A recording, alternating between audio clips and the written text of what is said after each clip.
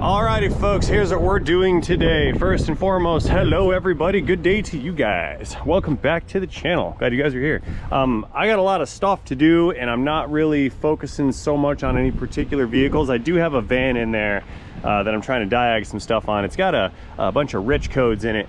We've been tinkering with it for a while. But anyway, what I'm doing on this video is kind of going to be like a Q&A for everybody, because I keep getting a lot of questions, particularly about this Silverado, because I keep making videos about Humvees, and every time I make a video about a Humvee or a truck, everyone's like, hey, what's up with your truck, Ray? Because the last time we saw your truck, it had a massive oil leak, and then you kind of walked away from it, and that was that. And you're correct, I did have a massive oil leak after I did the first start on the rebuild project on this 2007 Silverado. Now you can see it's out of the shop. I had it at the alignment rack last week. That's why nobody noticed it in the parking lot. It was at the dealership for the wheel alignment.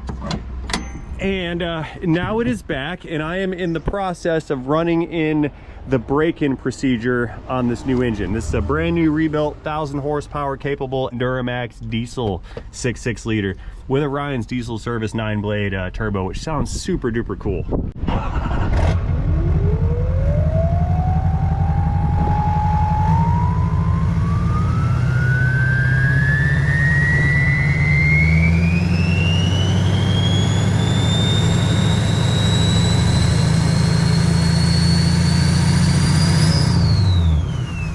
Now, that brings us back to where we left off with that massive engine oil leak.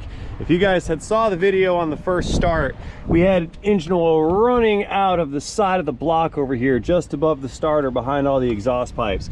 I thought the worst was going down and that the back cover or the lower oil pan was having some kind of leak on the pressure side, and we were gonna have to pull the motor back out.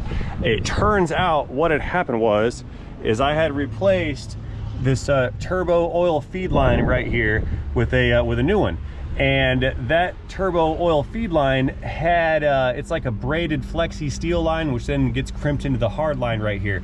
That guy was leaking engine oil down under the turbo. It was pooling up, the oil was pooling up in the valley, and then that oil was running its way out of the back of the weep hole, you could say, down the rear cover and then out of the drain hole by the starter.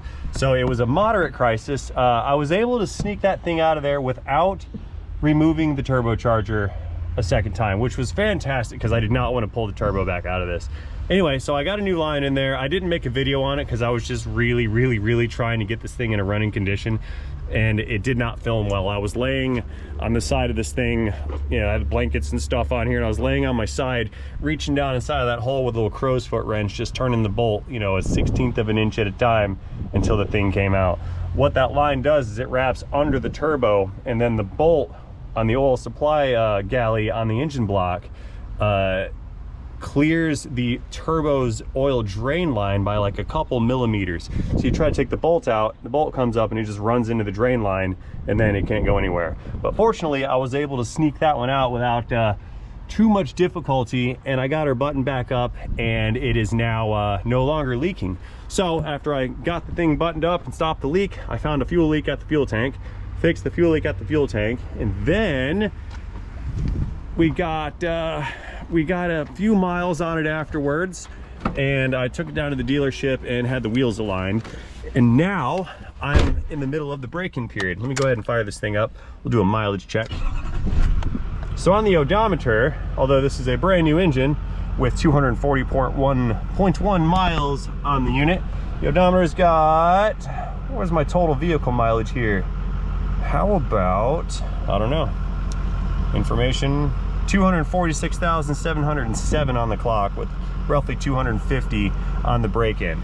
Now that's going to be important because what I need to do, and this is why the trailer's back here, my break-in procedure wants me to have a light load. Now that's open for interpretation, but it said, you know, probably take a light trailer. That one back there is 4,000 pounds. So it said take a light load, and it wants me to pull at about 60 to 70 miles per hour, 1,500 to 2,000 RPMs, moderate load, consistently, just kind of straight line performance. That will create the conditions to allow the piston rings to break in.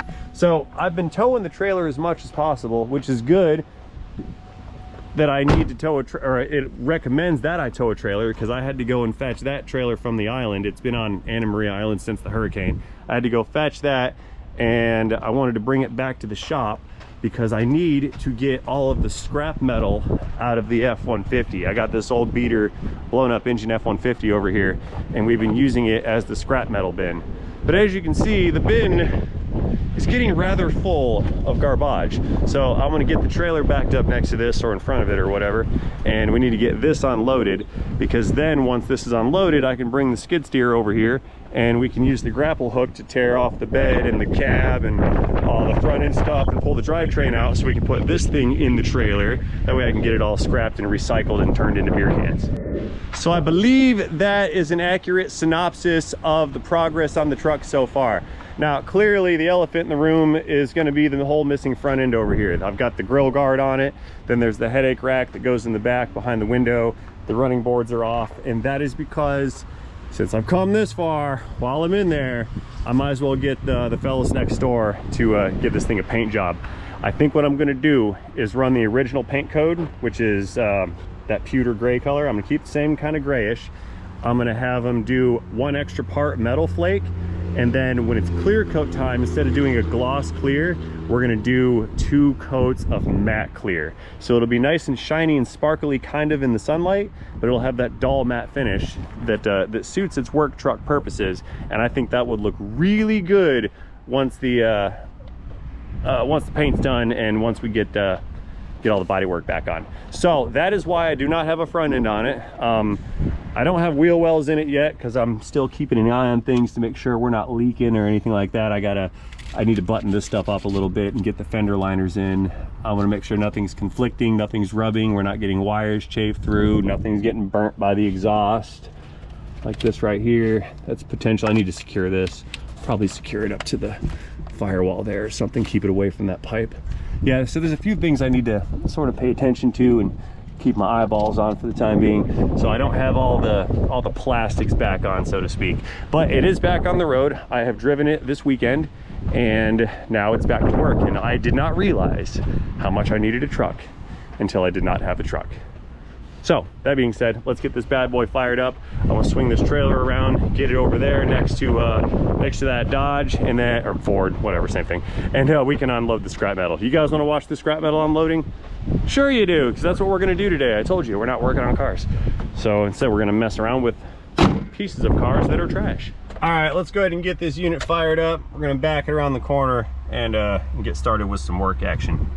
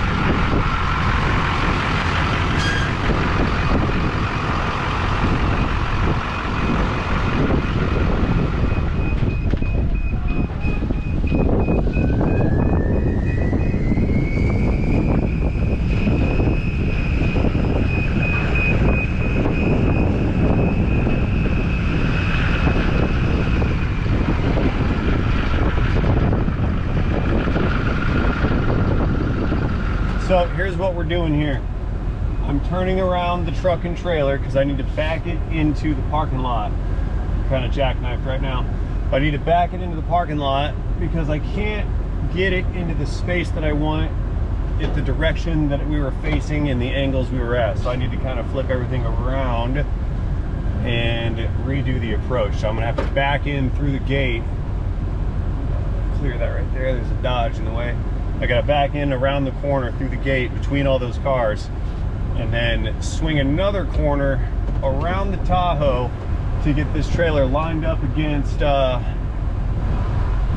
the fence or at the back of that F-150. This is a tight squeeze. I don't even know. I think I can do it. We'll see. It's a long truck and a kind of a long trailer, but I think I can get through here.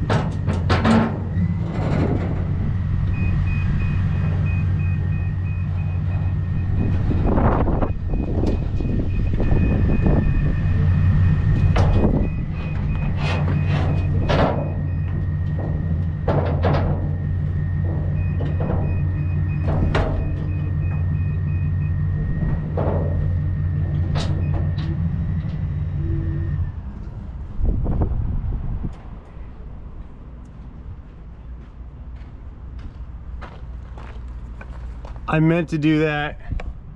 Yeah, let's toss all this stuff in here. This was one of my goals of the day. Climbing on up. Let's see, what do we have here? There's so much going on. We got Chrysler control arms, junk. CV axle, junk. Got some rebar, junk. Shock absorber. Metal pole that I can't get. Let's see. Got some fuel lines. Can't get that. I realize I could separate all this, but I'm not going to. It's not worth the effort. Some struts right here. Nasty. Control arm. Strut. Brake shoe. Cake whisk, shock absorber, brake line, brake rotor, pulley, control arm, control arm, brake pad, little brake pad, cab mount, shock absorber. Bigger shock absorber.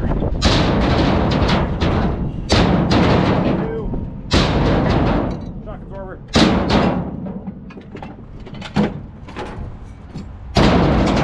Rotor. Drive shaft. Radiator.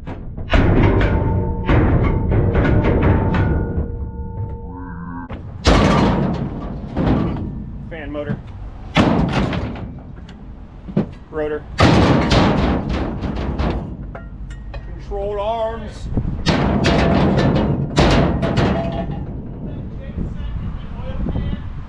The tool that Jay sent in the oil pan? Yeah.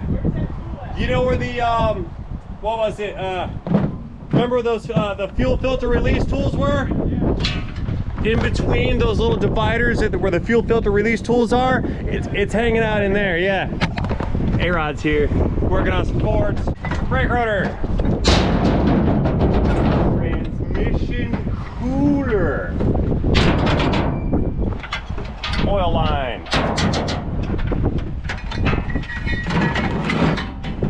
Oil line 2.0. Axle shaft. Shock absorber. Axle shaft. Control arm. Motor mount. Fuel line. cab mount, wheel hub, lug wrench, brake rotor, clutch disc, tie rod, strut, my radiator. What's up, darling? I've lost it. You are so loud. Nuh-uh. What? It's not okay for me to stand out in the parking lot going, radiator! Is that okay? What you need, babe? Come over So here. animated. We're talking to you. Come here. We want to see you. I want to make sure I'm about to leave. I want to make sure I did this estimate. Uh-oh, hang on. Ball joint, brake pad, fan clutch, brake shoe, brake pad, wheel hub. Don't have to do that. Amsoil oil filter bypass kit. That one's rusty, still pretty good. Wheel spacer, control arm. Do this the whole time. Brake rudder, wheel cylinder, brake shoe, spin tray, oil pan. Fence post. Control arm. A whole bunch of stuff inside of a brake rotor. I do cars' favorite. Water pump. Some other stuff. Pile of brake shoes and an AGR valve. Bracket. Cab mount. Body mount. Fuel line. Head bolts. And a pair of really big nuts. But wait, there's more. CV axle. Strut. Brake rotor. Diff cover. Wiring harness. Yeah. Cantalat converter. Brake rotor. Chug it. You gotta yell brake rotor. Woo! Brake rotor. Brake rotors for everyone. Oh, I don't know what's in it. I gotta dig it out. Control arm. Radiator. Dented radiator. Twice. Cadillac control arms all on. Nissan. Yar.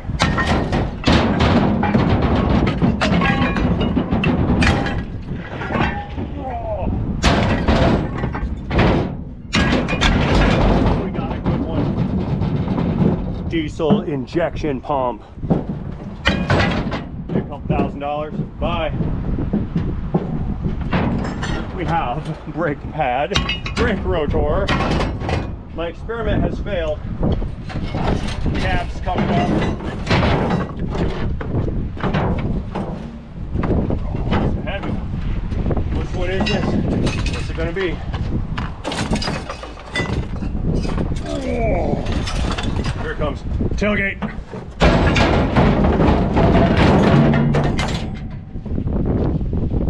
Another catalytic converter. Drive shaft. Steering damper. Oh, that was leaking. Brake rotor. Jet engine. Yep, I have jet engines. Here's the other half of it. There's more jet engine right here. Look at all that jet engine in there. Turbine power.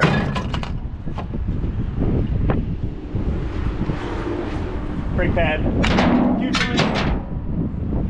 piece of plastic when no one's gonna notice. We're almost there, guys. Couple rotors. We're getting there. About 70% completed. We got oh, what's in here? We got a pressure plate. Yep. Flywheel fell down, but I'll get it later. We got a rivet gun. Don't need that. Intake manifold for 6.7 Ford. Don't need that. Gone. Let's see. Brake pad. Shock absorber. Load assist shock absorber. Those suck.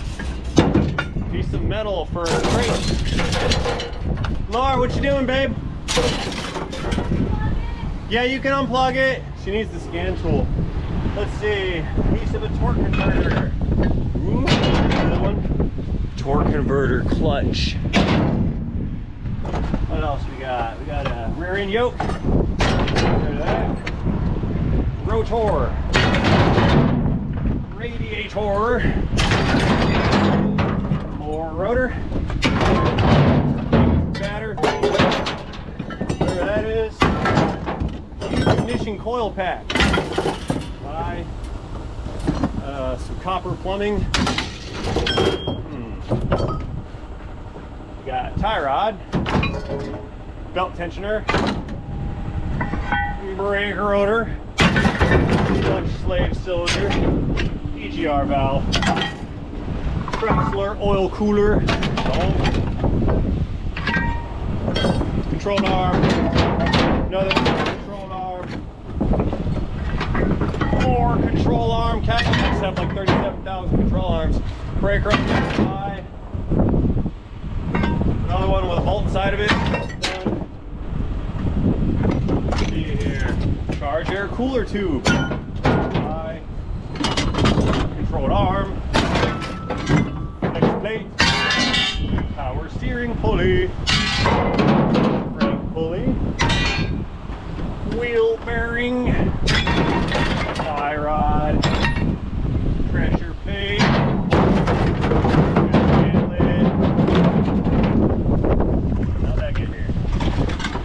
Absorber and finally, last but not least, drive shaft. Oh. Nice. Okay, all done-y mostly. There's some trash left in here, but that's about it. So now I can commence with tearing this truck apart. Look at how much that ass end came up. We can tear this truck apart now and get it stripped down to nothingness, and then throw the truck into the trailer. Looks like we got more parts in here. Radiator and AC evaporator core, whatever. You guys want to go fishing? Right on. Okay. So, okay, here's what I'm gonna do. Here's the plan for the rest of this video. Hope you guys enjoyed that little monologue of super fast forwarded, kind of fun, me tossing stuff into a trailer. We don't get to do that kind of thing a lot around here. I'm usually super duper serious all the time. So anyway, what I'm gonna do, we're gonna get this bad unit unhitched right here, and it's just gonna live here for the time being because I don't need to get that truck out anytime soon. And when I do need to dig it out, I'll just come in here with a skid steer and just tear it all to pieces. So we're gonna leave this trailer sitting here. And I kind of lied to you about not working on a car, but I guess now that we're filming and we're in the moment, I guess you guys are coming along with me on today's fun Monday. I call them Fun Monday. It's better than a case of the Mondays. So anyway, what we're gonna do, we're gonna go inside. I've got to throw a coolant or slash cylinder head temp sensor in that van in there. And then when Aaron's done with that F350 over there, I need to bring in that Toyota for the first ever wheel alignment. Should I do a wheel alignment video? Nah, you know what? I'm gonna save that for another video. What we're gonna talk about is perhaps the wheel alignment machine, but I'll do an actual alignment video all by itself. I couldn't do a wheel alignment video and debut the machine and its usage on a scrap metal video. That's just not gonna work. So sorry, I changed my mind mid-sentence. Okie dokes, we're switching gears again. Got a 5.4 or 4.6 Ford. Same thing, it's a modular Ford V8, and it's got, down inside that hole in there, you can see there's a hole for a cylinder head temperature sensor. You see that right there? Little red stuff around it. Now the cylinder head temp on this thing was reading 171 degrees at idle and most of the time for that matter. And I think what was happening is that the ECM was going, hey, we're a little cool, and it thinks it's cold. So I believe it was forcefully enriching the mixture because this temp sensor was reading just an incorrect temp. I know it was well into the 200s, and it broke into little pieces when I touched it. So we're gonna toss a cylinder head temp sensor in here in an attempt to diagnose the lean condition, it was throwing codes, I'm sorry, rich condition. It was throwing codes like 1151 or 52 and 1132 saying that it was rich, bank 1 and bank 2. We had found some problems with this in the past regarding fuel trims and whatnot, but in this one, there was no reason for that to occur. So we had to look at it kind of a little bit more an abstract point of view, because it wasn't air leaks and it wasn't sensing elements. I did find a lazy O2 sensor, but that wasn't the cause of it. I threw an O2 in it, and the fuel trims actually got worse after plugging in a fresh O2, which is kind of odd. Anyway, give my crow's foot wrench. I'll go in there, tighten that guy down. So what I'm going to do here, like I said, we're going to diagnose this with a cylinder head temp sensor. And if the cylinder head temp sensor changes, then I know we got somewhere, and hopefully if it starts reading an accurate head temp,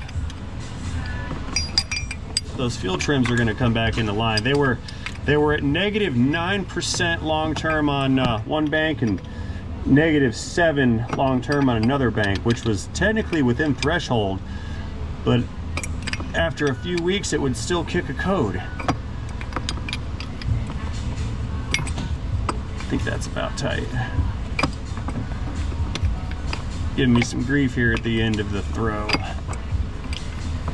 little bit more. There.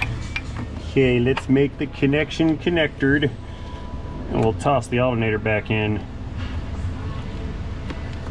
and then put the belt back on. We'll fire it up and recheck. I can't get that to click on.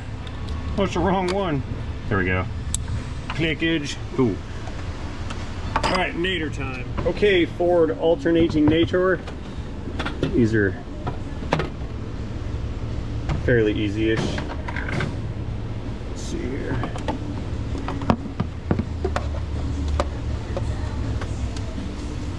Horrible illumination potential here.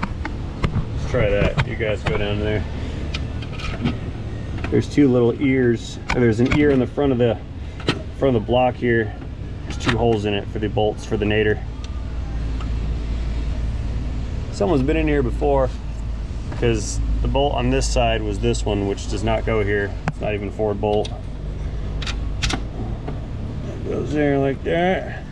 And then look up top a wee bit more. There's a bracket that bolts to the intake. That also bolts onto the alternator. There we go.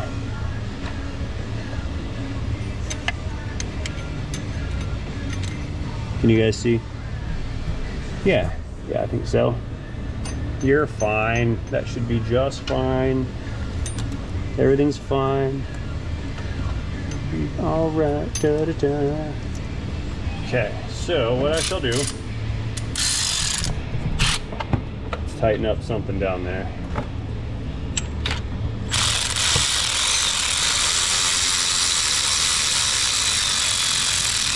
See how I brought the alternator straight? Now I can do the bracket bolts over here. It's all located.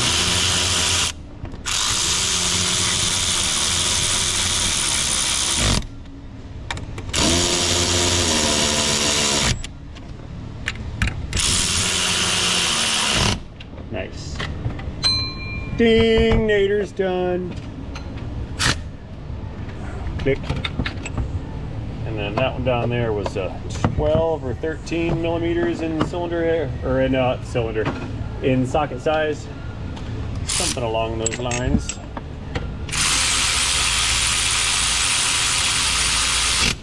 Torque achieved.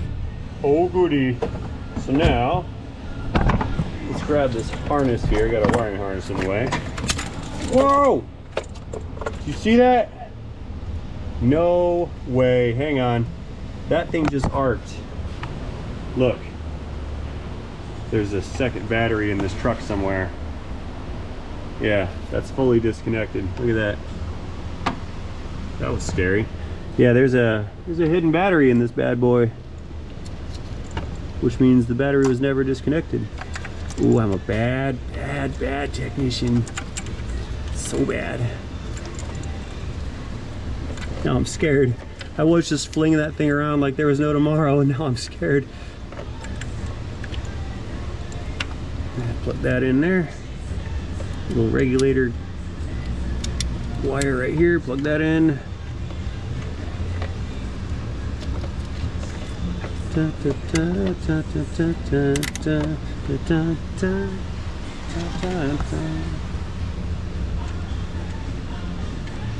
That thing was super rusty crustomatic. I was afraid of breaking it off when I took this thing apart. I was super scared. Here. There's the disconnect for that other battery.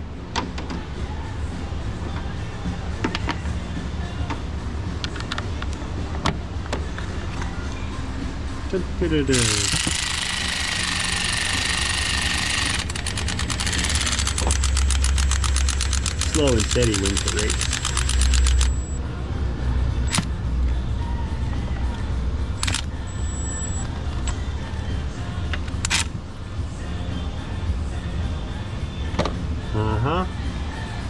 Na na na na na na. That wasn't very effective, was it? Some tape and a melted little dealio here. There we go. Okay, that's good. We'll throw the belt back on.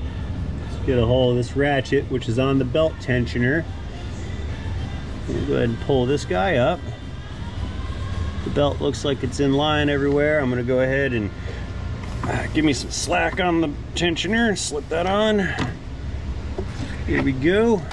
Rechecking the pulleys for alignments. Oh, that looks good. I will take my tool back.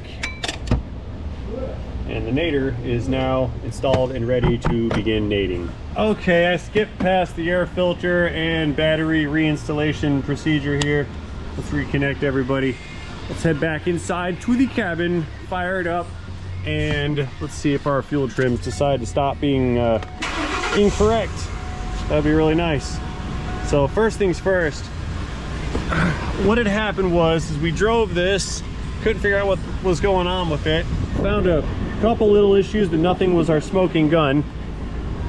Ended up looking at engine data and found that the cylinder head temp was reading 175 when I know we were into the well into the 200s. So we're gonna pull up cylinder head temp, and there we go, CHT cylinder head temp. We don't need to graph this, do we? Or we can big graph it. Let's do that. I lost it. Okay, that was a dumb idea, right? Let's just go back to the list. And I've totally lost it. Cylinder head temp 136. So let me rev this thing for a little while, let it run, let's let it come back up to operating temperature. We're going to recheck. If this thing is reading 176 while the gauge and everything else is telling me 200 and change, well, then I'm stumped again. But I think that what's going to happen is it's going to read the correct temperature. The ECM will not think is as cold as it should be, and it won't want to enrich in the mixture. So look at here, 20 minutes later, and we're right back to where we started from, 172 degrees. And that's the cylinder head temperature, okay? 172. Now, cylinder head temp should be hotter than engine coolant temp. So if engine coolant temp is regulated 195, 205, I want to see like 220, 225 on a cylinder head temp. And we're not getting it. We're way too low. 172 is too low for the cylinder head temp. But we know it's not the sensor that I found that was broken. It's not the sensor, because that's a new sensor in there and it's still reading 170-ish. So I got an idea. We're gonna take a laser imager and we're gonna take a picture of the cooling hoses here. Look what I find. 168 on my upper hose, and the lower hose, a little tougher to see powering down. It said 155 and I'm out of battery. I don't think this thing is cooling enough. So I shoved a bunch of shop towel, or I think it's overcooling. I shoved a bunch of shop towels in the front of the radiator, and I'm gonna try to make this thing come up in temperature. I don't think it's running hot enough. There's a possibility that either the thermostat has been removed, or it's stuck open, or the O-ring seal inside of it's just disintegrated and it's overcooling. So I'm gonna try to create an overheat condition by restricting some airflow over that over the cooling package. And if I restrict airflow, I should get my engine coolant to increase in temperature. If engine coolant increases in temperature, then cylinder head temp should increase. And in the moment when cylinder head temp increases up to in the 200s like I'm looking for, then I can go back and revisit those fuel trims. If they are spot on point perfect, then I know at that point that the engine is in fact overcooling and the ECM is trying to compensate for it. I do not believe that this ECM has the programming logic to come up with a P0128. P0128 code is universal. It pretty much states that the engine thermostat or the engine has taken too long to reach operating temperature, and it hypothesized that the thermostat is either missing or stuck open. So a P0128 99% of the time means you need a new thermostat. But however, I do not think that this ECM has that type of logic built into it, not from 2003. So it would probably never give me a P0128. I could be wrong, but based on everything that this van does and does not do, and the problems I can't find, I'm trying to troubleshoot this mysterious symptom, and I don't know. So I'm gonna try to get these temperatures up a little bit higher where I think they should be, and then we'll review everything and kind of go from there. So we're gonna take it back out on the road one more time, go up and over the bridge. You guys know the drill by now, and then we're gonna reevaluate when I get back. I do not think that I need to take y'all with the test drive, or with me on the test drive. We've been through enough of it, and like I said, I'm multi-level distracted today, so I want to try to get through this quickly. There we go, cleared that engine right there. Yeah, we're gonna get through this pretty quick like and come back and recheck. So I'll see you guys through the magic of film editing right now. Sweet, pulling back in. I believe we have enough data. Ding, stuff falling over back there, that's not good. I think there should be enough data here to either confirm or deny my suspicion on cylinder head temp. So we should have, there's A-Rod, we should have a fuel trim adjustment here near zero on long terms. If I'm right, we should be near zero. If I'm wrong, it's gonna be where it was when we started, which is way into the negatives. I'll just pull it all up real quick. Okay, first let's check on cylinder head temps. Coolant temp, there we go, 183, a little better than 170. And cylinder head temp, 186.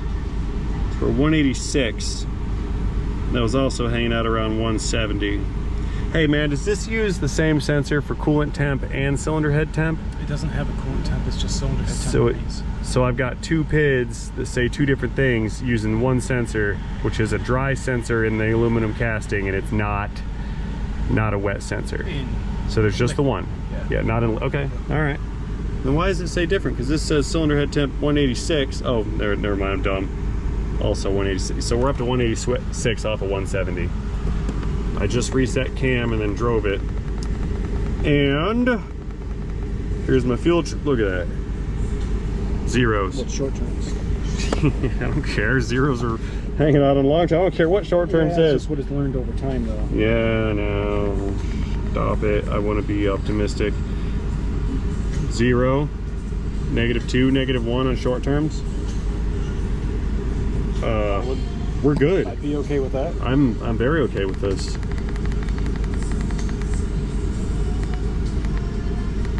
Yeah, look at here.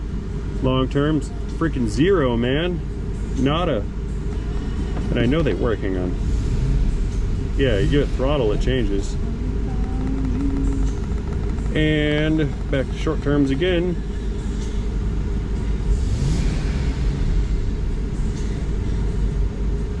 That's my throttle blurb. Settle back to 0. Yep. That's what we want.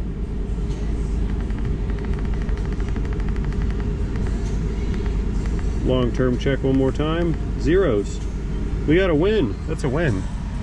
I feel like winning today. I feel like we win. That's good.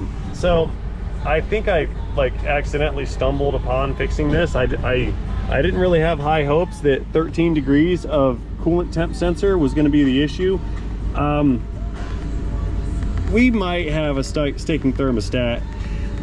Rather than crack open this fuel system, rather than crack open this cooling system, yeah, 186, this is getting better. Rather than busting this thing open and throwing one in there, I'm gonna let it ride. We're gonna see if this thing recodes again. If it gives me codes and starts to do the lean or rich problem again, what I'm gonna do after it codes is we're gonna look into saved data. You can get snapshot data for when the DTC sets. It will let me know what the coolant temp was when that DTC was triggered. If I find out the coolant temp was hanging out with a bunch of runtime and it was in the 170s again, then I'm gonna be, that'll be confirmation enough for me to do something about that thermostat. But as of right now, this thing is dead on perfect where it should be. Fuel trims are 0 across the board. 1, -1, that's beautiful right there. And same things. Same thing on the long terms. They're hovering at 0.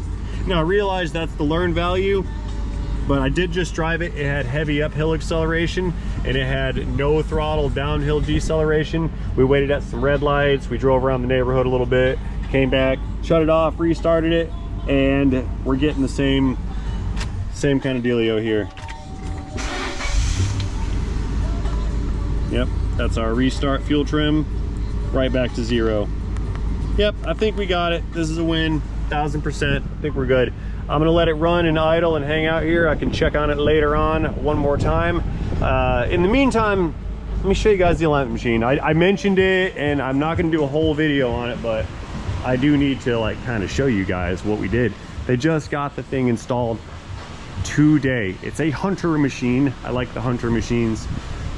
Pretty basic actually. It'll do what I need it to do. Got little cameras up there in the tower. Those cameras are going to take photos of these reflectors here on the heads. We got 4 heads, one's for each wheel. Put the heads on the machine, you compensate for run out, and then it's got the, it'll give you the picture and take the measurements of where all the individual wheels are positioned. And then you can perform the aligning procedure by making adjustments, and you can set up your suspension to run straight down the road and have the tires be parallel to each other and perpendicular to the ground, and that's what we want. So now that we've got the lift with the turn plates, that kind of completed the ensemble and we're ready to rock and roll. So I will show future videos of this machine and its operation in action because I love suspension work and I like to do wheel alignments. So now I can do them in-house and stop sending them off to the tire shop somewhere. So having said all that, boys and girls, ladies and gentlemen, and viewers of all ages, I think I have nothing more to offer you here in this particular video. I made good on my word. It was all scatterbrained and all over the place, but I think we got through it. The day is nearly done. Oh, it looks like Dave's loading the trailer some more with the little mini trailer. Look, we got a little baby trailer going into a bigger trailer. That's kind of cute. How cute is that, man? Little microbial trailers. Anyway, guys, I'm so bad. Again, and as always, thank you for watching. We're closing it out. We're wrapping it up. We're going home. End of day, end of party, end of transmission, end of video. Hey. See you guys later. Okay? Goodbye. Bye.